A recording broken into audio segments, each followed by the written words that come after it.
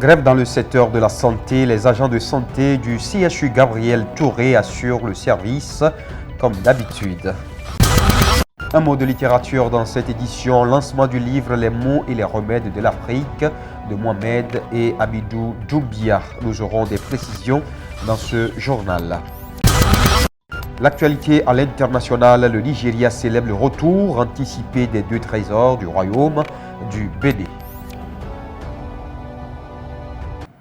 Mesdames et messieurs, bienvenue au journal sur Djoliba TV News. Au CHU Gabriel Touré, la grève de 72 heures déclenchée hier 13 décembre 2021 par le comité syndical dirigé par le docteur Loseni Bengali n'est pas suivie par tous les agents de la santé de cette structure hospitalière. En effet, les comités du syndicat national de la santé, de l'action sociale et de la promotion des femmes et le syndicat des professionnels en sciences de la santé se sont désolidarisés du mouvement de grève. Leurs responsables ont signalé qu'ils ne partagent pas les revendications de ces points. Pour en savoir davantage sur les contours de cette situation délétère qui prévaut au sein de cet hôpital, Aïssata Traoré et Ibrahima Guindo sont allés à la rencontre de Siriba Diawara, secrétaire aux revendications du syndicat national de la santé, de l'action sociale et de la promotion des femmes. Écoutons ces précisions. Nous, on a fait une assemblée pour expliquer aux gens qu'on n'est pas contre les revendications. Mais vu la position actuelle de l'État, et vu le contexte dans lequel on a destitué l'ex-comité, parce qu'on a vu qu'il y a trop de grèves intempestives et qu'il n'y a jamais eu de résultat dans les revendications.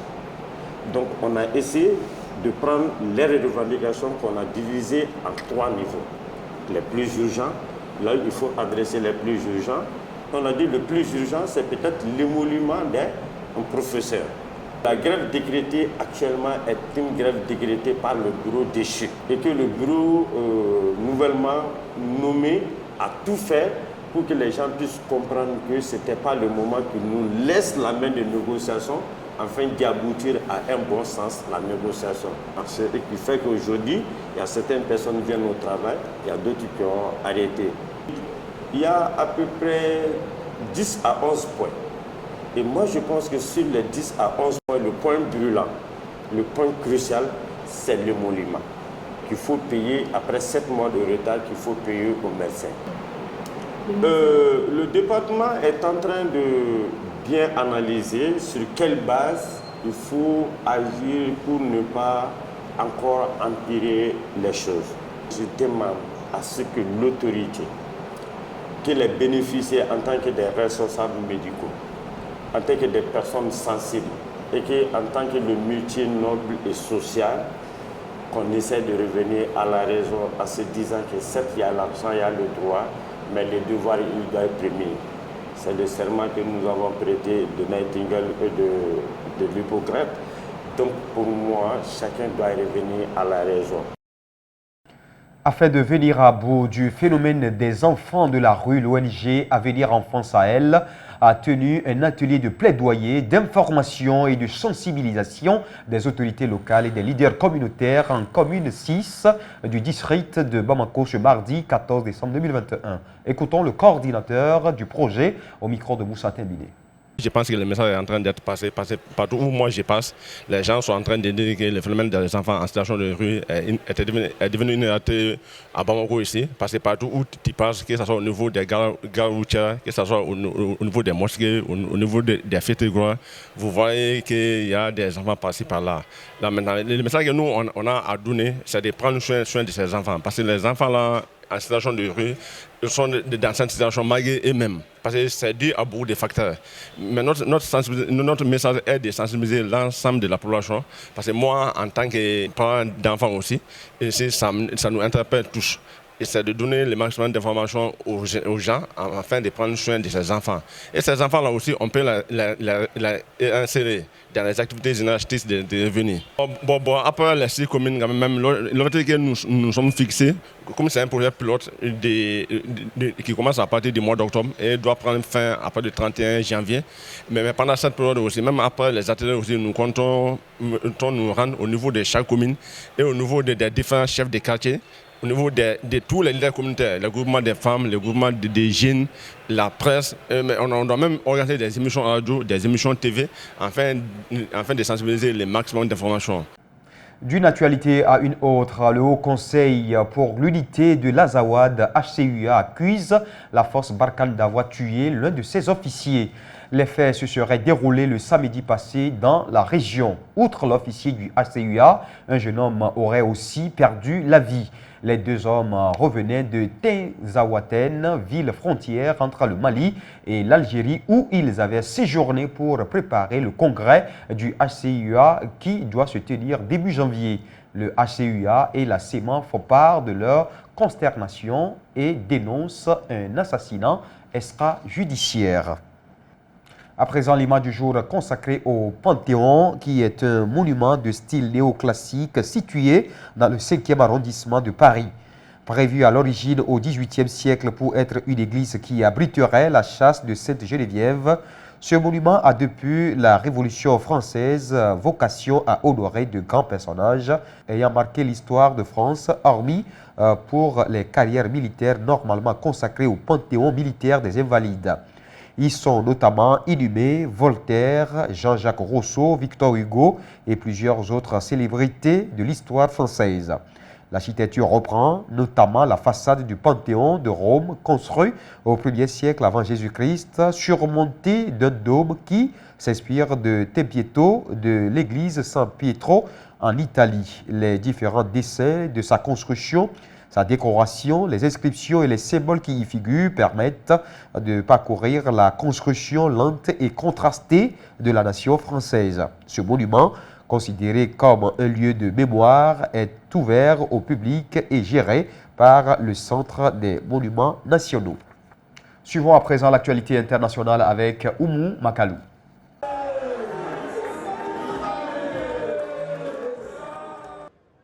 Le souverain traditionnel du Nigeria, dans le sud de la ville du Benin City, organise une journée de célébration dans l'attente du retour de 2 trésors en bronze pillés à l'époque coloniale.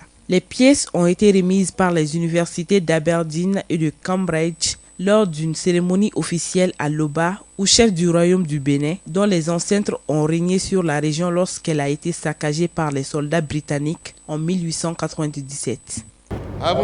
Ayant signé cet acte de transfert aujourd'hui, au moment opportun, les bronzes, comme vous l'avez entendu, seront livrés ici dans le palais. Vous serez tous invités à nouveau à venir les voir. Ce jour marque un tournant dans nos efforts pour retrouver les bronzes, ivoires et autres œuvres d'art qui ont été retirés de ce palais en 1897. Nous demandons que les pays amis qui cherchent à nous rendre nos objets le fassent directement auprès de l'Oba du Bénin, chef du royaume du Bénin. Les militaires américains reçus dans une frappe de drone qui avait tué 10 civils, dont 7 enfants fin août à Kaboul, ne seront pas sanctionnés, annonce le Pentagone. Aucune de leurs recommandations ne portait expressément sur des questions de responsabilité. Le ministre a lu leurs recommandations, donc je ne m'attends pas à ce que des responsabilités personnelles soient engagées concernant la frappe aérienne du 29 août. Dans la liste de leurs recommandations, aucun des deux n'a fait de recommandation concernant les responsabilités. Donc, il n'y a pas de passage qui disait « Nous ne déclarons pas de responsabilité ». Il n'y avait certainement pas de passage disant « Nous annoncerons des responsabilités ». Les recommandations concernaient plutôt les procédures et procédés. Et le ministre les a lues et les a acceptées. Et encore une fois, la plupart sont classifiées. Dès le 3 novembre, le Pentagone avait affirmé que cette frappe à Kaboul le 29 août était une erreur tragique, mais qu'elle n'avait pas violé les lois de la guerre. L'enquête n'a identifié aucune violation de la loi, y compris le droit de la guerre, avait dit dans un rapport le lieutenant-général Sami Seid, un responsable du ministre de la Défense. Cette frappe avait été déclenchée la veille du retrait américain d'Afghanistan qui était intervenu le 30 août après 20 ans de présence dans le pays. Il s'agit de la guerre la plus longue de l'histoire des États-Unis. Le maire d'une petite ville brésilienne monte sur l'anneau pour régler un différend de longue date avec un ancien conseiller municipal concernant la gestion de la principale attraction touristique de la municipalité. Simao, maire de la municipalité amazonienne brésilienne de Borba, a un bœuf de longue date avec l'ancien conseiller municipal Erineu. Le coup de grâce selon les médias locaux est venu lorsque Da Silvia a publié une vidéo critiquant la gestion par Simao, une station balnéaire et fluviale qui est la principale attraction touristique de la municipalité. Lorsque Da Silvia a tourné une vidéo menaçant le maire d'un passage à tabac, Simao, 39 ans, a riposté avec un défi, un combat d'arts martiaux mixtes dans un octogone réglementaire avec arbitre et fans, selon le Diario do Nordeste. Le combat en 3 rounds s'est déroulé aux premières heures de dimanche dans le centre sportif de la ville, avec une foule nombreuse et tapageuse encourageant les deux rivaux. Simao, un fan de MMA qui aime apparaître dans des publicités politiques avec ses gants de grand-pain, est entré dans le ring en tapant sur le tapis et en faisant un geste qui lui tranche la gorge en direction de Da Silvia, a montré une vidéo du combat publiée en ligne.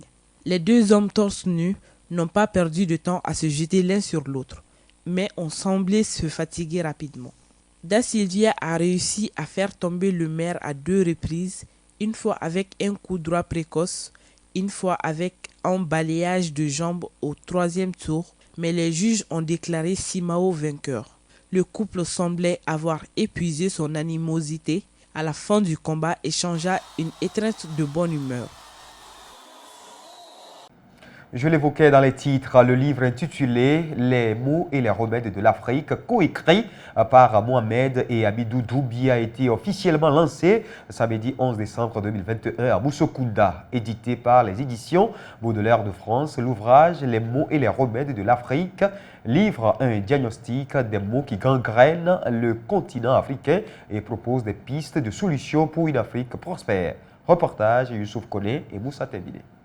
L'Afrique est un continent plein de richesses et de potentialités, tant sur le plan des richesses naturelles qu'humaines. Malgré cette richesse, le continent reste confronté à une précarité sans précédent. Qu'est-ce qui empêche donc le continent africain de se développer, de prendre son envol économique et de s'inviter dans le concert d'un continent prospère? Voilà entre autres questions auxquelles Mohamed et Amidou Doumbia tentent de répondre dans leur ouvrage intitulé « Les mots et les remèdes de l'Afrique ». Nous croyons au projet africain.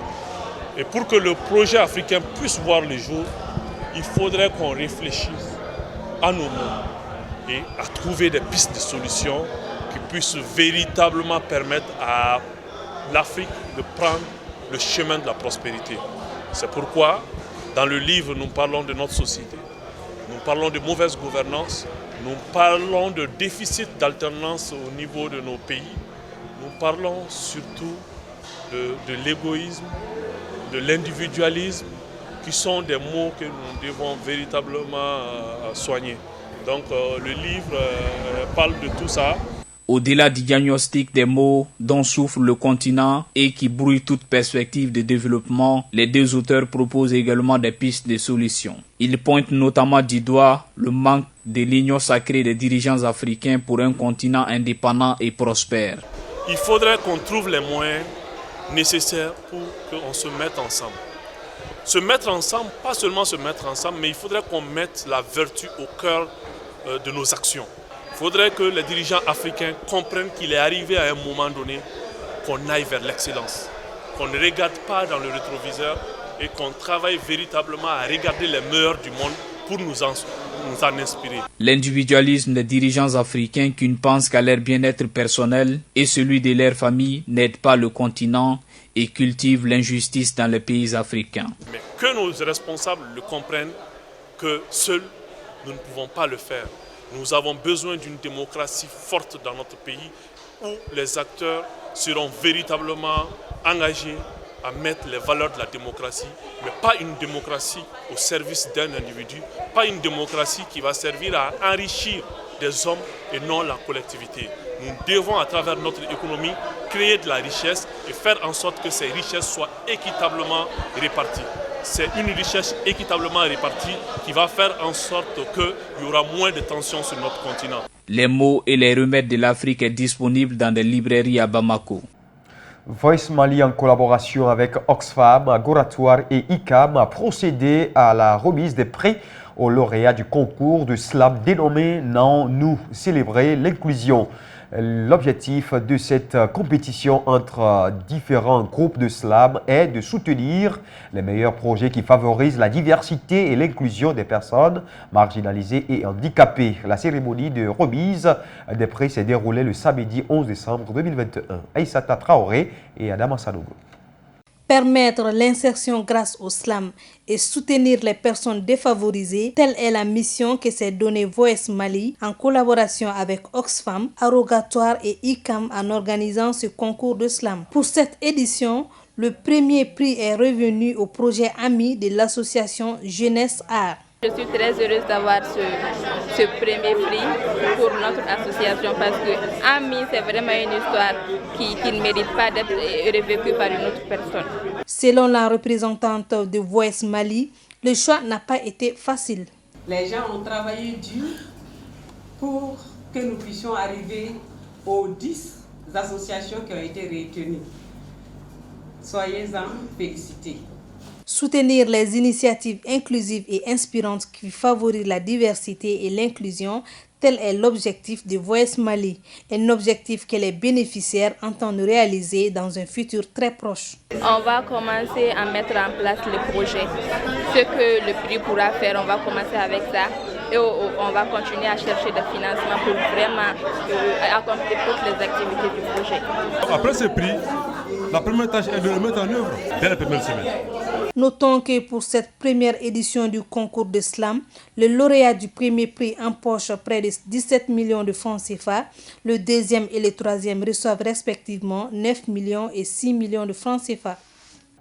Un mot de culture pour clore cette édition. L'espace culturel Loman Art de Dakar au Sénégal accueille depuis le 12 décembre 2021 l'exposition intitulée « Le regard sur l'univers mouvementé » à laquelle participent les 3 artistes plasticiens maliens de l'atelier Medina Koura ou encore l'atelier M. Il s'agit d'Opa Batili, Daouda Traoré et Suleiman Guido. Cette exposition s'inscrit dans le cadre de la 10e édition des rencontres artistiques Patkout de Dakar qui est un espace de promotion de l'art contemporain.